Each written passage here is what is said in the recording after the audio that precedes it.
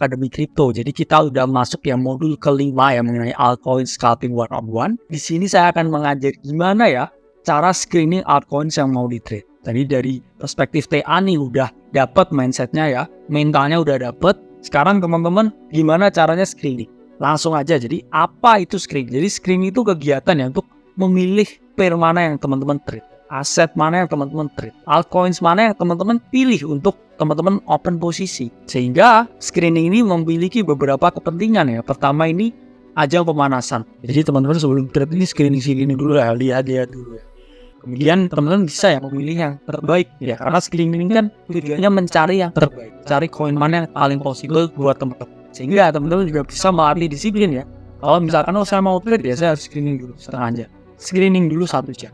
Itu adalah suatu bentuk latihan kedisiplinan. Sama ketika teman-teman mau nge-gym ya, jadi nggak langsung bench press, nggak langsung angkat berat ya. Mungkin teman-teman cardio dulu 15 menit ya, kemudian latihan pakai resistance weight dulu misalkan 15 menit. Itu kan melatih disiplin. Sehingga teman-teman disiplin itu juga suatu kunci untuk keberhasilan. Jangan langsung ya tanpa screening trade ya, tanpa screening trade ya. Wah ternyata belum seperti ini, ini belum optimal, ini belum ideal. Itu adalah bentuk ketidakdisiplinan ketika teman-teman trade. Jadi screening ini salah satu bentuk ya dari kedisiplinan teman-teman bisa ya lakukan ya. Gimana cara screening altcoins? Ini ada beberapa ya. Pertama, periksa volume trading.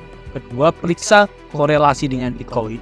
Ketiga, periksa Bitcoin domination. Yang keempat, periksa US stock market. Kelima, periksa funding. Keenam, check open interest. Terakhir, periksa rasio long dan short. Jujur aja teman-teman, screening ini nggak perlu sebanyak ini. Tapi saya menjelaskan beberapa hal-hal aja ya. Tapi yang paling penting itu menurut saya satu adalah volume. Itu yang paling penting. Kedua, mungkin lihat ya korelasi Bitcoin dengan Bitcoin domination. Terus ketiga ini US stock market, itu kalau teman-teman mau tradingnya misalkan. Yang lain funding ya, rasio long and short itu nggak terlalu membantu. Dan itu biasanya hanya membantu dalam time frame yang sangat besar. Tapi di sini saya jelaskan. Pertama, periksa volume. Ya. Jadi volume itu adalah banyaknya jumlah transaksi dalam periode waktu tertentu dalam exchange. Jadi teman-teman tuh harus cari aset yang paling banyak di perdagangan. Oke, misalkan ini di Big ya. Tadi di Big teman-teman lihat nih habis klik di market ya, klik di future, kemudian teman-teman klik ya di bagian sini. Bagian sini adalah volume 24 jam terakhir. Ya, ini volume 24. Dari volume ini teman-teman ya sorted dari yang volumenya paling tinggi ke yang paling rendah. Oke, kemudian teman-teman pilih yang paling tinggi. Dia berarti menunjukkan ya teman-teman kalau volumenya paling tinggi itu dia sedang hot, sedang diperbincangkan, sedang dicari orang, sedang jadi spotlight di halaman pertama dari suatu platform trading. Jadi ketika volume itu lebih banyak, TA itu bisa lebih reliable. Technical research juga bisa lebih di situ, karena kan ada likuiditas di situ ya. Kemudian bisa melihat ya pola pergerakan harga, pola psikologis dari para trader di dalam. Karena tradernya banyak nih, sama aja teman-teman enak mana berenang di kolam yang banyak airnya atau kolam yang airnya cuma cetek. Ya pasti ya banyak airnya. Ketika banyak airnya teman-teman bisa banyak gaya. Seperti itu ya analog. Kedua, periksa korelasi dengan Bitcoin. Di Bitcoin ini pada dasarnya ini selalu bawa drawdown ke altcoins atau bawa pump ke altcoins. Jadi ketika teman-teman lagi screening, dilihat dulu ya chartnya altcoinnya gimana, chartnya Bitcoinnya gimana. Karena Bitcoin ini selalu mempengaruhi geraknya altcoin. Saya bilang hampir 80% teman-teman. Kenapa begitu ya? Karena satu ya pada dasarnya kan ada trading pair BTC dalam setiap altcoin di exchange. Itu mempengaruhi. Jadi Bitcoin geraknya kemana ya karena dot trading pair-nya ini dia ngikuti. Kedua juga ya bot trading algoritmanya ini ya di setiap exchange yang melakukan trading itu dia selalu juga pasang pair di Bitcoin juga di altcoin. Sehingga ketika trading botnya Bitcoin ini geraknya naik misalkan ya altcoin itu juga bawa naik. Kalau geraknya algo botnya itu turun ya altcoin juga ikut turun juga. Jika teman-teman harus periksa nih ya. Contoh cara periksanya gimana ya? Pertama ini dilihat di BTC ya teman-teman. Ini 25 September 2023. Teman-teman lihat chartnya BTC ya. Titiknya di mana? Titiknya di sini. Terus teman-teman lihat misalkan mau trade TRB ya. TRB di 25 September 2023. Ini di mana? Ini titiknya juga di sini. teman-teman lihat ya, oke, Bitcoin terlihat bullish ya, ini breakout dari sini. Oke, misalkan ini bullish, penan. Kemudian TRB ini juga bullish ya, misalkan dia ada di sini, misalkan adalah falling wedge. Berarti BTC bullish ya, TRB bullish ya. Oke, saya mau long TRB. Apa yang terjadi teman-teman? Di hari yang sama ya, beberapa hari kemudian itu BTC itu naiknya 10%. TRB ini naiknya berapa teman-teman? Ini adalah 100%. Berarti kan 10 kali lipat. Sama aja teman-teman ini lihat Bitcoin ya, tapi leverage-nya itu lebih tinggi ketika memilih altcoins. Sehingga kita bisa melihat di sini ada tabel korelasi. Oke. Ketika altcoin-nya bullish setupnya, oke, Bitcoin bullish itu tandanya long maksimal. Oke. Altcoin bullish, Bitcoin bullish. Altcoin misalkan ada pattern ya, semenan ya, Bitcoin ascending triangle, long maksimal. Oke. Kemudian setupnya altcoin nih ya, misalkan altcoin setupnya bullish ya, bullseye. Kemudian setupnya Bitcoin ini cuma sideways misalkan, cuma gerak-gerak dalam range 1-2%, itu saya masih menganjurkan untuk long. Oke. Kemudian ketiga ya, misalkan setup altcoinnya ini bullish ya, misalkan altcoinnya ini breakout ya dari ascending triangle, saya bisa long nih. Tapi Bitcoin ini bearish penan dan turun ke bawah, ini saya bilang waspada. Jadi teman-teman reconsider lagi ya long. Soalnya altcoin ini geraknya arahnya ke atas ya, Bitcoin ini ke bawah ya. Jangan dulu masuk ya, pikir dulu ya, waspada dulu. Karena bisa aja ya ketika ini altcoinnya bullish ya, ini ya, altcoinnya bullish. Dia mau naik nih ya, tapi ini Bitcoinnya seperti ini nih, Bitcoinnya bearish. Altcoinnya ini bullish penan ya, Bitcoinnya ini bearish penan ya. Ini bisa aja teman-teman ketarik gini dulu, Bitcoin turun ke sini nih. Nah ini false breakout di altcoinnya, ini sering terjadi. Dia ketika altcoinnya bullish ya, kemudian Bitcoinnya bearish, waspada dulu. Tapi kalau misalkan altcoinnya ini bearish ya, kemudian Bitcoinnya bearish ya, misalkan ini altcoinnya bearish penan, kemudian Bitcoinnya juga bearish penan, ini short mampus ya, bilang short mampus ya. Karena altcoinnya itu pasti drop, Bitcoinnya juga ikut drop. Nah kemudian ketika altcoinnya ini bearish, tapi Bitcoinnya sideways ya, sama kayak skenario yang kedua, saya masih bilang short, karena probability-nya ini masih dia juga turun ke bawah. Dan yang terakhir ya, ketika setup altcoin ini bearish, misalkan altcoinnya ini udah breakout ya, bearish penan, ya Bitcoinnya ini masih bullish ya, masih kayak ascending triangle, awas ketarik ya, karena sering juga ya, misalkan altcoinnya seperti ini ya, altcoinnya gini, ini mau turun nih, tapi Bitcoinnya misalkan mau gini ya, ini tiba-tiba kayak gini terus gini, jadi teman-teman akan kan ya false breakdown, sehingga harganya naik, awas ketarik ya, tarik mampus kan. Dari sini bisa dipahami ya korelasi Bitcoin dengan altcoin. Oke, kita lanjut. Selanjutnya adalah teman-teman screening, lihat US stock market. Saya bilang setelah tahun sekitar 2013 naik ya, ketika stock market itu para visinya juga udah masuk di kripto ya. Ini saya bilang trading bot dan trading algo itu mereka istilahnya juga spying ya dengan market Bitcoin. Jadi mereka ini juga gerakin Bitcoin, yang mana trading algonya sama ya. Jadi ketika di sini Bitcoin itu geraknya kemana ya, di US stock market itu ternyata kalau dicek tuh geraknya juga.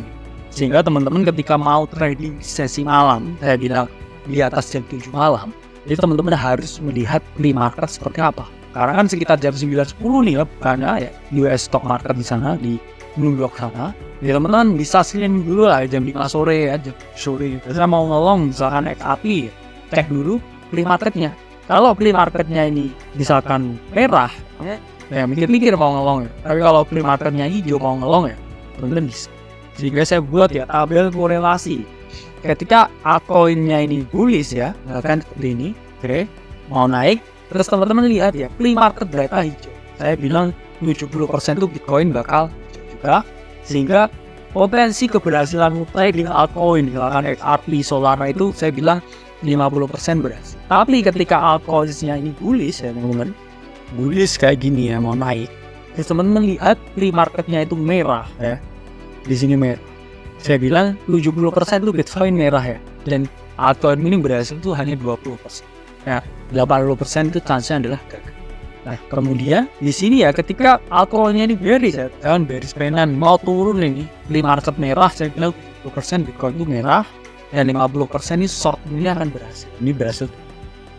Dan yang kedua ya di sini ketika setup altcoin ini bearish ya seperti ini, terus kemudian play marketnya hijau, ini hati-hati tarik ke atas ya, karena Bitcoin bisa 70% jauh sehingga kamu mau nge-short altcoin ini kemungkinan berhasilnya itu hanya 20%.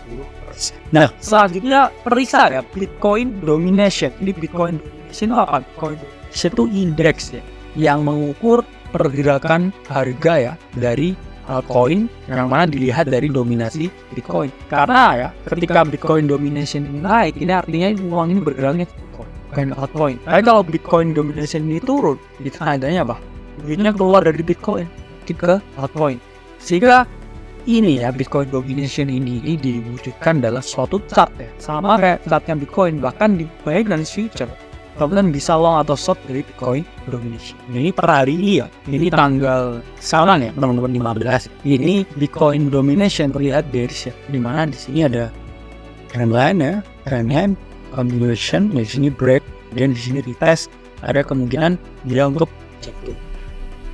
Sehingga di sini teman-teman bisa melihat ya, ada potensi penurunan ya kalau Bitcoin domination turun. Apa yang terjadi? Altcoin mungkin akan menaik. Gampangnya seperti. Kemudian ini ada tabel korelasi ya Bitcoin domination. Di Bitcoin domination ini ketika BTC-nya naik ya, kemudian harga Bitcoin juga naik. Ini altcoin ini turun. Kenapa? Karena orang-orang ini pasti jual altcoin, dimasukin ke Bitcoin. Dia chase depannya Bitcoin. Karena Bitcoin domination naik, ini ke Bitcoin semua. Tapi kalau Bitcoin domination ini naik ya, kemudian harganya Bitcoin turun, ini altcoin ini turun drastis ya. Udah di Bitcoinnya dibuang barangnya ya, kemudian altcoin tambah lagi ya. Tapi kalau Bitcoin domination naik ya, Bitcoin ini stabil, altcoin ini stabil lah. Bisa ya teman-teman copet-copet lah cari, misalkan 10-15% itu masih bisa.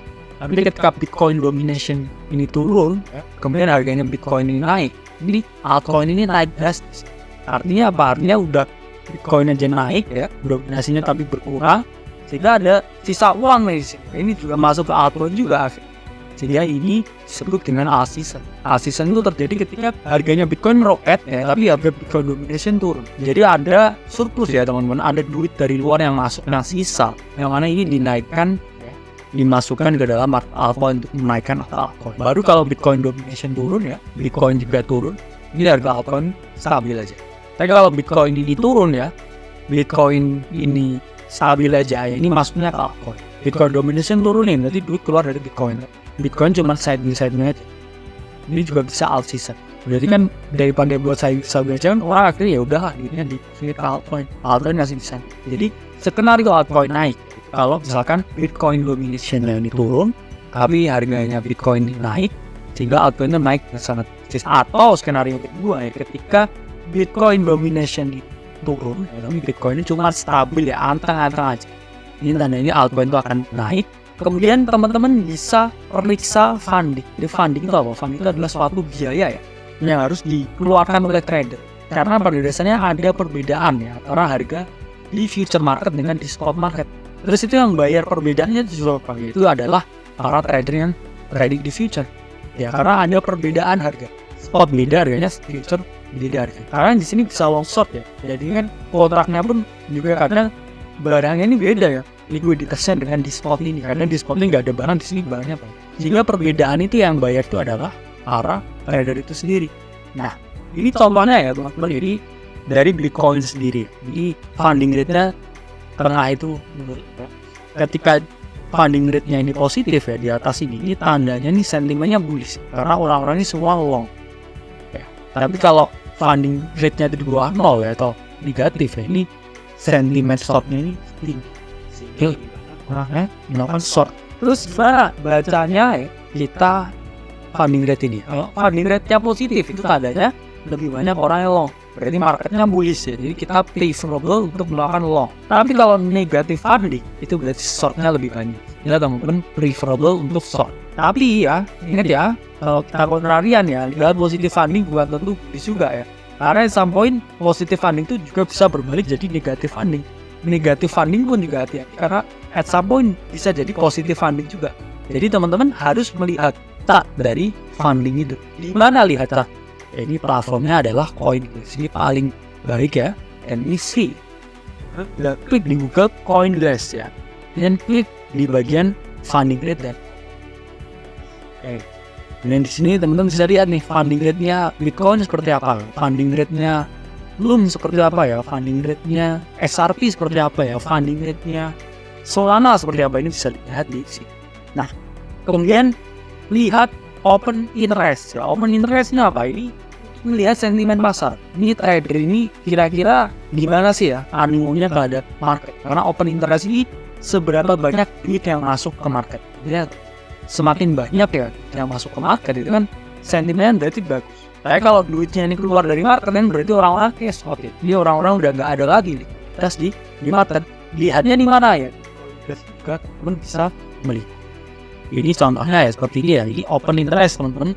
Grafiknya ini teman-teman lihat ya. Ini kita nggak sebagus dulu ya. Ketika waktu bull market ini open interestnya itu tinggi banget. Duitnya itu banyak banget yang masuk market. Tapi setelah kita di bear market ya, ini teman-teman lihat ya fasenya seperti ini. Ini loyo-loyo aja nih, lempeng-lempeng aja. Sehingga teman-teman harus memahami ya, trading di bear market itu nggak bisa seagresif di bull market. Karena di bull market itu open interestnya itu sangat tinggi. Tabelnya gimana ya? Ketika harganya naik ya, open interest naik itu dia naik dengan kuat karena momentumnya tinggi. Tapi kalau harganya naik ya, open interestnya itu turun ya. Harganya cuma naik ya, tapi sebenarnya itu yang naikin nggak terlalu banyak. Itu dia naik tapi cenderung lemah. Tapi kalau harganya turun ya, terus open interestnya naik, itu dia turunnya kuat, ya. Karena istilahnya ada yang nge-stop market juga di situ. Karena OI-nya naik nih, duitnya masuk, tapi harganya turun. Open interest naik kok harganya turun, jadi kan ada orang yang short juga ya. Kalau short nih berarti otomatis dia turunnya dengan kuat juga. Dan terakhir ya, ketika dia itu harganya turun, open interest turun, itu turunnya lemah, itu hati-hati ada istilahnya bear di situ. Karena duitnya yang turun itu juga banyak juga yang ada yang short agresif juga ya. Jadi cuma turun. Dan yang terakhir adalah rasio long dan short. Jadi rasio long short ini untuk melihat ya seberapa banyak ya sebenarnya yang long dan yang short. Oke. Jadi ketika di sini kiri ini rasionya ya ternyata longnya sekian. Karena ini rasionya shortnya ini bisa teman-teman juga lihat ya di CoinGlass. Jadi bacanya gimana? Kalau terlalu banyak orang yang long itu bullish sentimennya, jadi preferable long. Kalau misalkan banyak yang short ya sentimennya bearish, jadi preferable short. Tapi sebagai kontrarian ya, apakah ini juga suatu tanda ya? Berarti kan kalau banyak yang long kan berarti kalau kontrarian harusnya dilawan ya. Kalau banyak yang short berarti kan kontrarian harus mikir long. Sehingga saya bilang ya, kalau open interest, kemudian funding rate, kemudian di rasio long and short, nggak usah terlalu diperhatikan. Fokus ke PA, korelasi dengan Bitcoin, dan juga volume. Itu adalah screening yang paling Tapi saya menjelaskan nih sebagai suatu trivia untuk menambah pengetahuan. Saya Alfasing dari Akademi Crypto. Sampai berjumpa di video